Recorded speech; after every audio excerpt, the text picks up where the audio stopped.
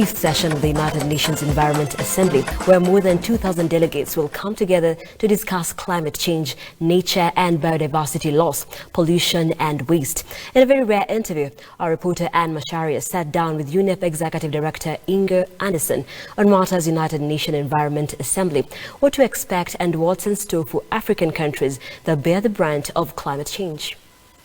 Anderson, thank you so much for making time for this interview.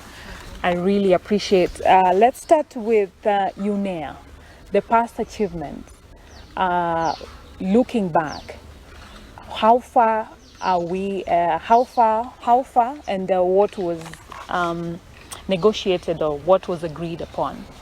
Over these 50 years, UNEP has had a proud presence and home here in beautiful Kenya, as you know, and you're sitting in United Nations Global Headquarters, the only global headquarters that we have in the Global South.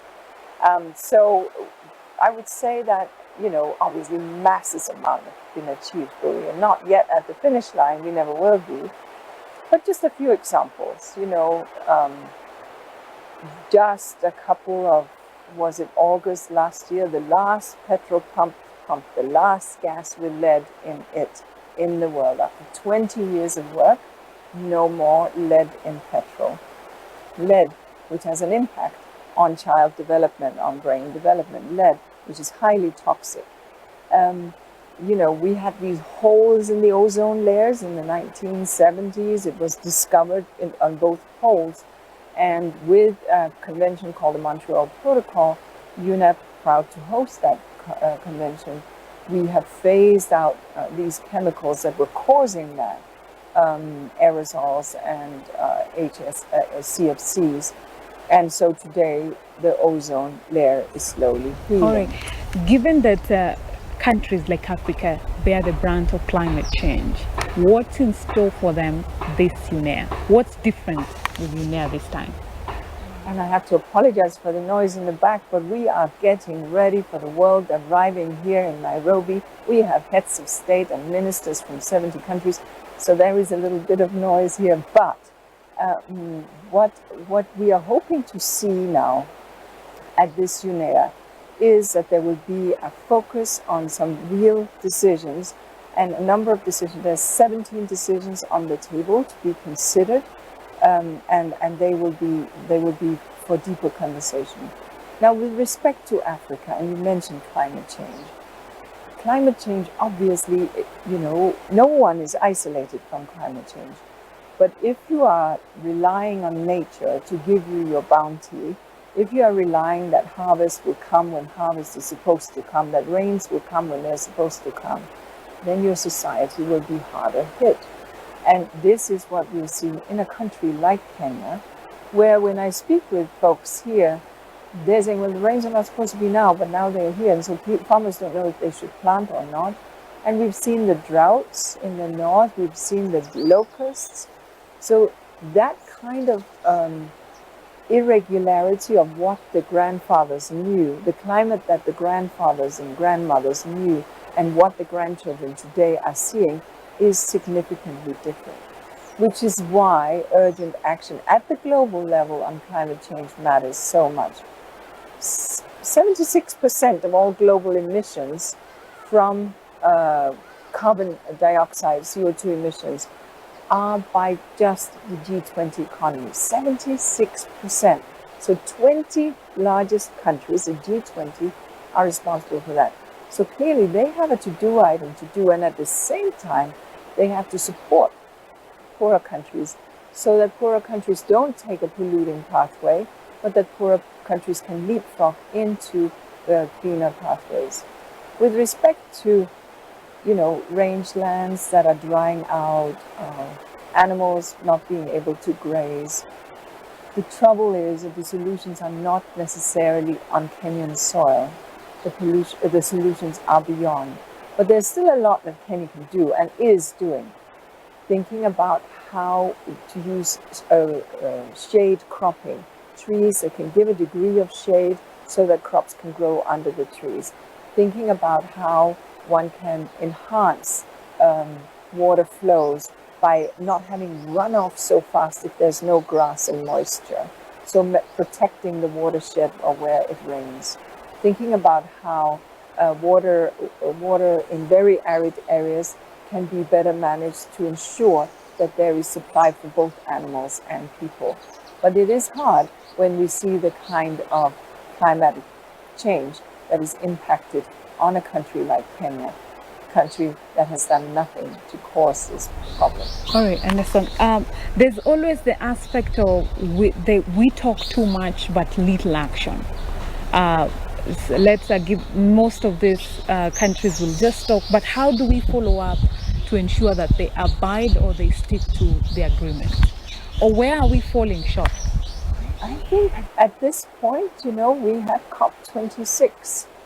That means 26 years. It's not like we didn't know what needed doing. We knew perfectly well we cannot continue using hydrocarbons as our fuels. And the bigger economies have been too slow in making that shift because there were interests, because it would be costly, because there were concerns around jobs. Unfortunately, somehow human beings only act when the fire is at their door. The fire is now at our door. And I think now there is an understanding that it is now that these things have to happen. It is now that this change needs to be impacted. And we are seeing certainly the United Nations system in Kenya and in many other countries stepping up the entire system to support on energy transition, to support on renewables, etc. And similarly in other fields, sustainable farming and so on.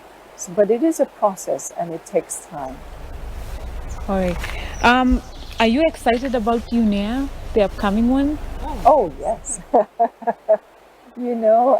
Absolutely. I have been to now, this is my fourth UNEA.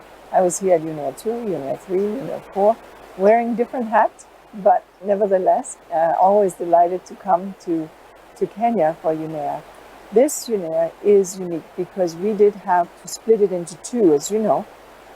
Last, we did 5-1 because in the middle of the pandemic, it was only online with a few people here, but truly online. And no one traveled into Kenya because of all the complexity of global travel at the time. And so at that time, we approved some budget and the program. But this UNEA, since Glasgow, this is the first international meeting that will take place on environmental governance in the world. So we're very proud that Nairobi, that Kenya, and that UNEP will be hosting this very large meeting with delegates coming from all over the world. They are landing as we speak. And we have some very important decisions to discuss. So I'm very hopeful that we will land something quite optimistic and ambitious. Would you mind sharing about this negotiations you need to talk about? I will not mind at all. Okay. There are some 16 resolutions, as they're referred to, on the table. And each of these are dealing with different dimensions of environment. And probably the one that everybody's asking me about is the one that deals with plastic pollution. That's probably what you want to hear. And it is very important. Look, since the beginning of time, and plastic was only really invented in 1950s, right? We have produced 9 billion tons of plastic, and 7 billion tons of that has gone into waste. 7 billion tons. We're producing 400 million tons a year, 300 million waste. And so in just the lifetime of your mother, or your father, from 50 to now, because I was a little baby in the 50s, so I'm thinking like that, we have made this massive global problem. So now, there is a resolution on the table that would establish a process by which we would have a global agreement on plastic pollution, to end plastic pollution. And that is a significant issue. Now, to get 193 countries to agree on something as important as that will take time, but I'm very confident that the good setting of Nairobi, my brilliant colleague, the science speaks for itself, will make this happen. Plus, young people, frankly, are the best advocates for stopping plastic pollution. every toddler and every sort of youngster has seen disgusting things on YouTube with a straw coming out of the turtle's nose, with a whale that is dead and full of plastic fishing gear, with the bird feeding its young plastic pieces thinking that it is food. This has revolted children as well as adults, I should hope. And so young people are really, really insisting that now we find agreement. So I am hopeful that we can. All right. Anderson, your final words, your parting shot. What leaders, because you've said there's so many leaders coming from different countries, and not most of them will agree to some negotiations or probably some resolutions. How do you plan to go about that? Well, we put science on the table. The science speaks for itself. Today, if you measure drinking water in Europe or the US, it's about 90% of the water has plastic in it. Today, if you eat fish, chances are that the fish ate plankton and the plankton ate plastics. Is this a future we want? So I think not. And I think when you put science on the table, yes, there are interests, plastic producers and so on. Yes, there are interests. But it is dealing with that and understanding that those interests, yes, they exist, but 7.5 billion people also have views. And today, this issue, it is over the dining table, it is in the boardroom, it is in the classroom, and it is most certainly in the voting booth. People are caring about their environment, and therefore I think that the politicians and the decision makers are going to listen and not be beholden to the interest of a few. That's certainly what I intend to, that's certainly what we expect will happen. And we have seen an extraordinary interest in this at the global level, from the media as well as from just across the world.